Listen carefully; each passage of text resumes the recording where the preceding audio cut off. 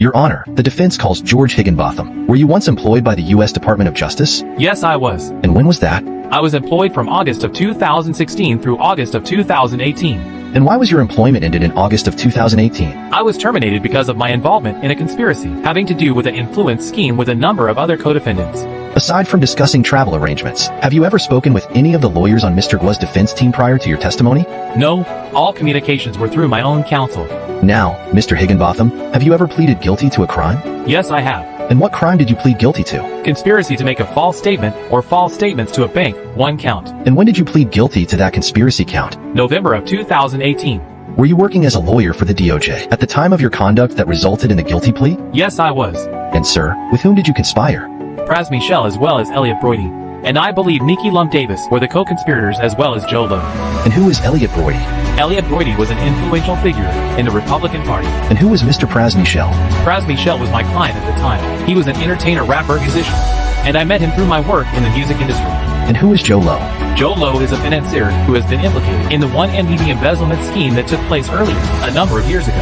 And what is your understanding of what the 1MDB scheme was? My understanding is that there was a sovereign wealth fund established in Malaysia, established by Joe Lowe in association with other government officials. Sovereign wealth fund is basically where the government of a country backs a particular financial instrument.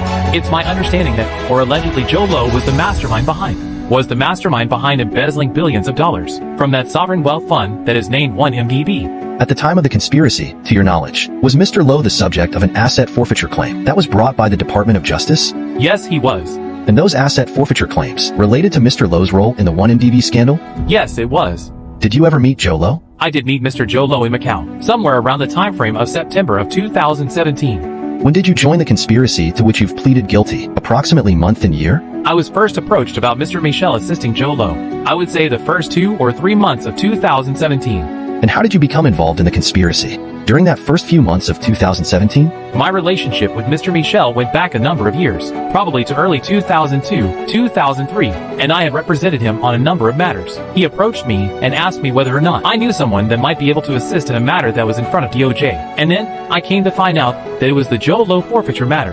And what did Mr. Michel discuss with you about the Joe Lowe matter? He said that there was this forfeiture matter, which is a civil matter in front of DOJ, and that Joe Lowe was in need of an attorney that had not only legal gravitas, but also I would say influence within the government, because he felt that part of the resolution of the matter would be somewhat political, and someone with political connection might be able to assist in resolving the 1MDB matter. Was someone else, not an attorney, ultimately brought? Yes. Who is that? Mr. Michel was able to gain an introduction to Elliot Brody through Nikki Lump Davis, and Elliot Brody was willing to assist in this matter. And Elliot Brody, you testified before, was someone of reputed influence in Republican politics? I believe he was a large Republican bundler in terms of election funds. And what administration did Mr. Brody purportedly have influence with? The Republicans. And what year is this again? This is 2017? This is 2017.